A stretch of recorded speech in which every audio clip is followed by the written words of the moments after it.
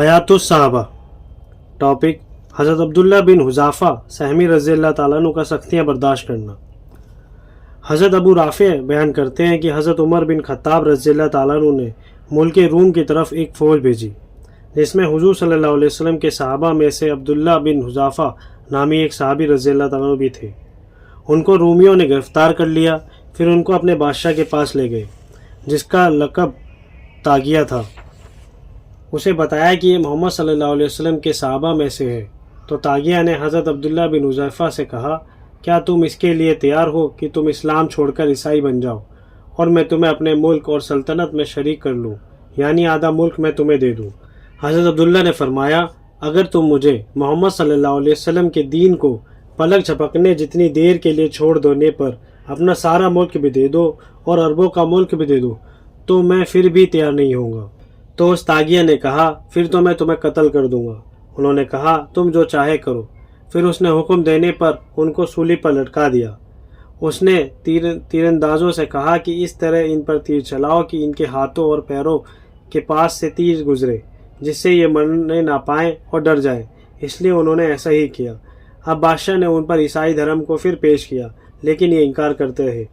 फिर उसके हुक्म देने पर उनको सूली से उतारा गया। फिर उस बादशाह ने एक देग मंगवाई जिसमें पानी डालकर उसके नीचे आग लगाई गई। वह पानी गर्म होकर खोलने लगा। फिर उसने 2 मुसलमान कैदी बुलवाए और उनमें से एक मुसलमान को जिंदा ही उस खोलती हुई देग में डाल दिया। ये खौफनाक मंजर हज़रत अब्दुल्ला को दिखाकर उस बादशाह ने उन पर फिर ईसाई धर्म को पेश किया, लेकिन उन्होंने फिर इनकार कर दिया।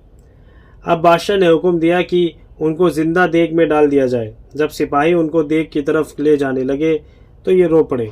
बादशाह को बताया गया कि अब तो वो रो पड़े हैं। अब वे समझा कि वे मौत से घबरा गए, इसलिए उन्होंने कहा, उन्हें मेरे पास ले आओ। तब उनको वापस लाया गया। अब बादशाह ने फिर उन पर ईसाई धर्म को पेश किया। उन्होंने फिर से इनकार कर दिया। इस पर बादशाह ने कहा कि अच्छा तुम रोए क्यों? उन्होंने फरमाया, मैं इसलिए रोया था, मैंने अपने दिल में कहा था कि तुझे अब इस देग में डाला जाएगा तो ख़त्म हो जाएगा। मैं तो ये चाहता हूँ कि मेरे जिस्म में जितने बाल हैं उतनी मेरे पास जाने हो और हर जान को अल्लाह के दीन की वजह से इस देग में डाला जाए।